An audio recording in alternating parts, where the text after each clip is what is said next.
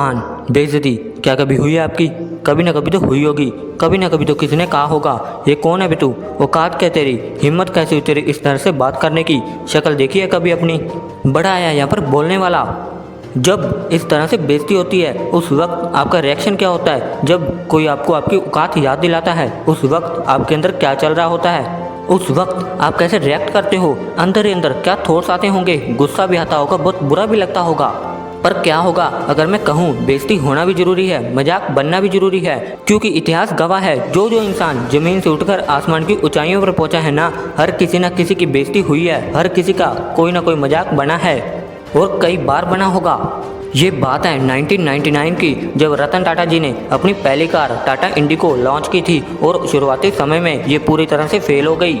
Tata group की सभी members की सलाह से कि इसे फोर्ड कंपनी को बेच दिया जाए और इसके लिए टाटा ग्रुप की फोर्ड कंपनी से बात हुई।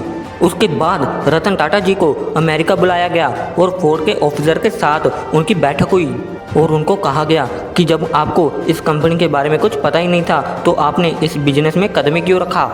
और यही नहीं, ये भी कहा गया कि हम आपके टाटा मोटर्स के बिजनेस को खरीद कर आप पर एक एहसान कर रहे हैं, आप इसे हमारा एक एहसान समझें। तब रतन टाटा अपने अपमान को कोटकर पी गए। इस घटना ने रतन टाटा को बहुत उदास किया। रतन टाटा ने बदले की भावना में समय गंवाने से ज़्यादा जरूरी अपनी कमियों को सुधारने में सोचा।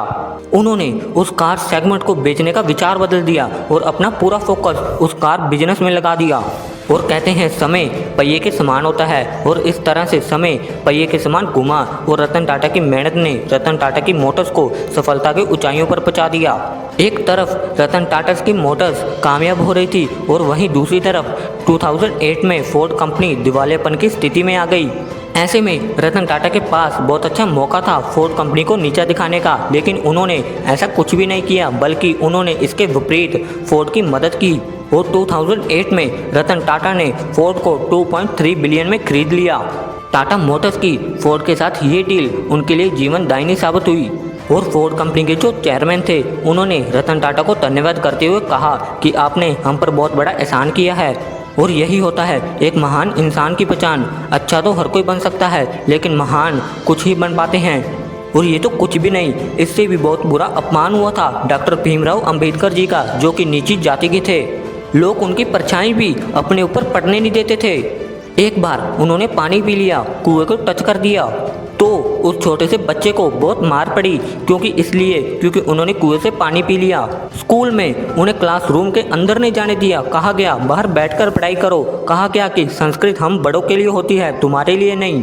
इतना अपमान हुआ, बहुत दर्द होता है अंदर से। उन्होंने ठान लिया कि तुमने उन्हें गांव के स्कूल में पढ़ने नहीं दिया तो मैं दुनिया की सबसे बेस्ट यूनिवर्सिटी में पढ़कर आऊँगा।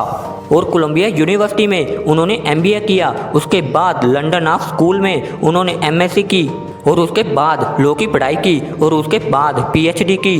और जब वापस आए तो उन्हें मिलिट्री सेक्रेटरी की नौकरी मिली, जो कि बहुत अच्छी नौकरी थी।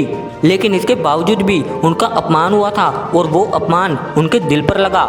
उन्हें कुएं का पानी पीने का अधिकार नहीं था और वहाँ का चपरासी तक फाइल फेंक कर देता था और कहता था कि ऊंची गद्दी पर हो गए तो क्या हुआ, हो तो तुम नीची जात के ही ना। बस उन्होंने भी अपने अपमान को कोट कर पी लिया और भारत का संविधान लिख दिया और अपना हक पाया ही, और साथ साथ नीची जाति के लोगों को भी उनका हक दिलाया। मैंने कहा था ना, अपमान जरूरी है, बेइज्जती से ही बदलाव आता है। जब अंग्रेजों ने गांधी जी को ट्रेन से धक्के मारकर बाहर निकाल दिया, बहुत बेइज्जती हुई थी। उनसे कहा गया कि तुम काले इंडियंस हमारी ट्रेन में बैठना डिजर्व नहीं करते, और उन्होंने भी ठान लिया कि तुमने मुझे अपनी ट्रेन से बाहर निकाला है, मैं तुम्हें अपने देश से बाहर निकाल दूंगा। और वो एक चिंगारी कितनी बड़ी क्रांति में बदल जाएगी, किसी ने सपने में भी नहीं सोचा होगा। अपनी कमजोरी को अपनी ताकत बनाओ, अपने अपमान का बदला अपनी सफलता से दो। जब लोग अपमान करते हैं ना तो अंदर ही अंदर आग लगती है, गुस्सा आता है। बहुत से गलती ये करते हैं कि उस गुस्से को वहीं पर लड़ाई कर कर निकाल देते हैं, झगड़ा करते हैं, कंप्लेंट करते हैं। उस गुस्से को यूज करना सीखो, अंदर ही अंदर दबाए रखो उसको और अपने अंदर की आग को बढ़ाते रहो, तभी बदलाव आएगा। क्योंकि कोई भी इंसान सम्मान खो सकता है लेकिन अपना अपमान कभी नहीं खो सकता। कोई कुछ भी बोले रिएक्ट मत करो, अपना गुस्सा अपनी आग बाहर मत निकालो, अंदर ही रखो। बाहर निकालोगे तो बेइज्जती तो वैसे ही हो गई है और अपना बदला नहीं ले पाओगे और ना ही वो इज्जत हासिल कर पाओगे जो तुम प्राप्त करना चाहते हो। और अपने अंदर बार बार ये बात बोलते रहो कि कहा था ना तुमने कि शक्ल देखी है कभी अपनी, एक दिन ऐसा लाऊंगा कि तुम शक्ल देखने को तरसोगे। कहा था तुमने कि चल हट, कौन है बे तू, एक दिन ऐसा भी लाऊंगा कि कोई बैठा नहीं रहेगा जब मैं खड़ा रहूंगा। अगर इस वीडियो ने आपके अंदर आग लगा दी हो तो इस वीडियो को कर दो लाइक और चैनल को कर दो सब्सक्राइब। मिलते हैं इसी मोटिवेशन के साथ नेक्स्ट वीडियो में। जय हिंद, वंदे मातरम।